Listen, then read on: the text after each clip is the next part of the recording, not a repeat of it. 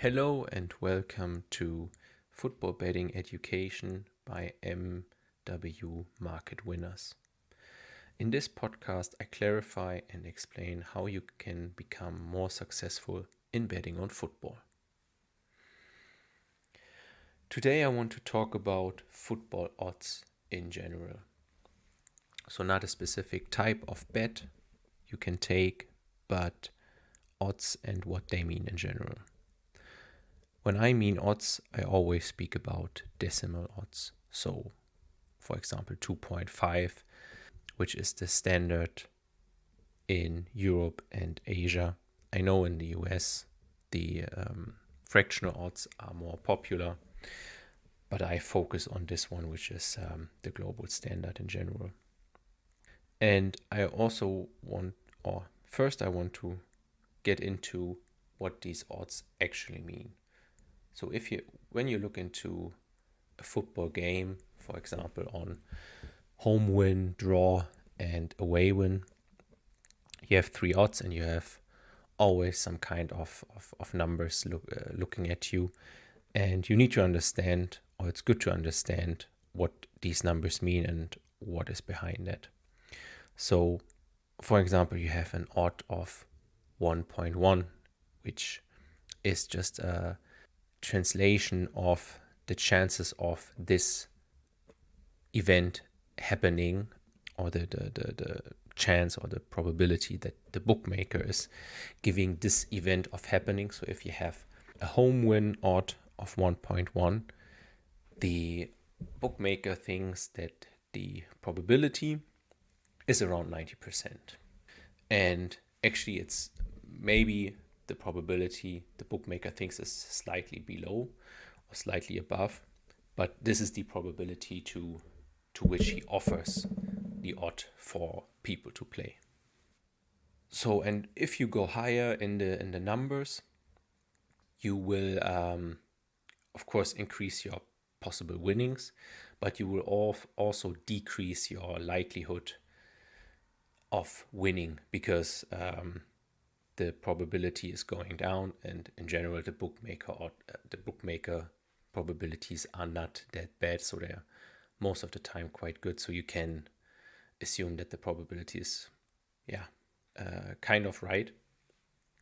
So for example, if you look into an odd of 1.5, you have a around 60% chance of winning that. An odd of 2.0 is obviously 50%. And for example, a long shot 5.0 is around 20%. So 2 in 10, this odd will, or this event will happen, says the bookmaker. More interesting, or what is important to understand, is how these odds are calculated, or if you look into the probabilities, if you add them up for an event. So for example, as I said, home win, draw, away win.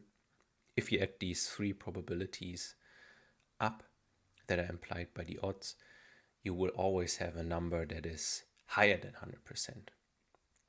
So higher probability than 100%, that's something that is not occurring in real life.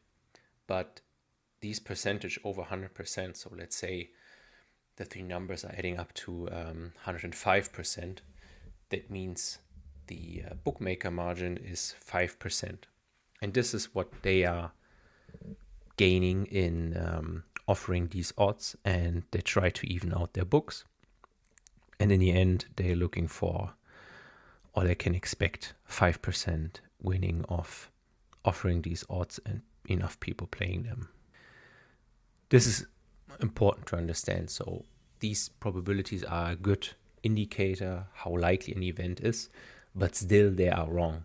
They are wrong by definition, as all the real probabilities would add up to 100%. And of course, no one, even the best bookmakers, even the best sharp bettors, cannot say to completely, or can be completely sure of a probability. And it's also impossible to validate a probability of an outcome of a football game, because for that we would need to play the game millions of times to actually be sure, okay, what is the outcome of these millions of games, and then we could approximate a probability. But of course, every game gets just played once most of the time.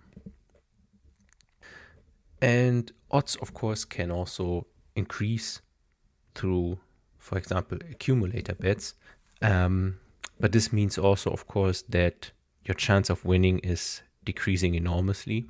So if you play an accumulator bet with an event that has an odd of 2.0 and one that has 5.0, in the end you are betting only, let's say, 10 euros on that, and you get a multiplied outcome from the 2 times the 5, and would get 10 times back what you're wagering.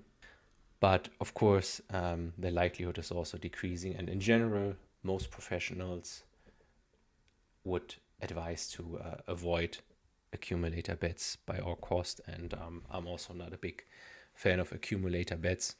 There might be strategies where this could work, but in general, for most beginners, it's the best to avoid accumulator bets and stay with one bet